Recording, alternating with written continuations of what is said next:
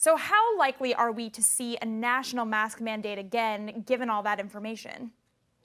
Well, it's great to be here, Maddie. Yeah, the question is, do we want to go back to these all over again? How much time do you want to spend with these masks? It's amazing the way that this has progressed over time. You remember a few months ago, we were talking about whether masks worked at all. Right. Then suddenly there's this like sort of revolution, it seemed like, where everybody was signing on to masks. And then it seemed like, okay, so the vaccines came along. It looked like we didn't need masks quite as badly as before. And now I think what is going on is we're just catching up to this Delta variant. It's much more transmissible than earlier variants. And it's still not clear, I think, just how widely these mask mandates are going to be. Is the whole country going to have to go back to using masks all over again? I doubt that the whole country was actually, using them in the first place. Right. But I think the question is now, I don't think the question is, are there going to be mask mandates? Just how widespread they're going to be. It's really deja vu inspiring, John, because at the beginning of the pandemic, you and I talked about the same thing, right? That states were really on their own to make these decisions about masking up. I'm curious about the reporting you've done and the conversations you've had with health experts. Have they expressed frustration at federal officials in the CDC changing their mask guidance and saying that people could demask in public?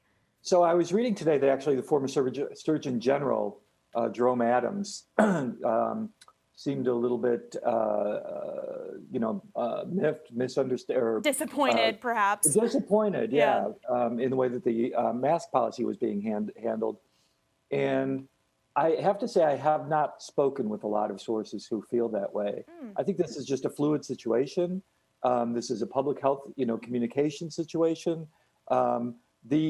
Okay, so maybe there was sort of a carrot and stick approach to getting people vaccinated in terms of like, if you're vaccinated, you don't need a mask in these situations, right? That actually, I think, did motivate a lot of people to get vaccinated. You do? Why? Yes, right. Because I think that they didn't want to have to wear masks anymore. Right, Yeah.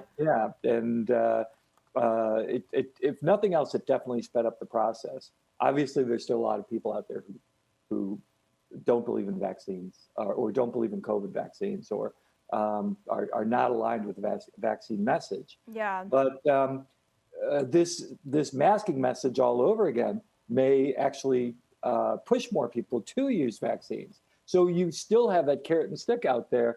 Now that the vaccine, that the mask message was relaxed, you can say to people, well, look, you're going to have to start going back to masks again if you don't get vaccinated.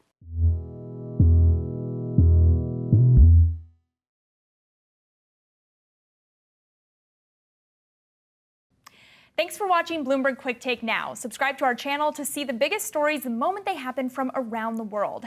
And tune into our 24/7 live stream for global news coverage, interviews, deep dives, shows, and documentaries on the stories you care about most.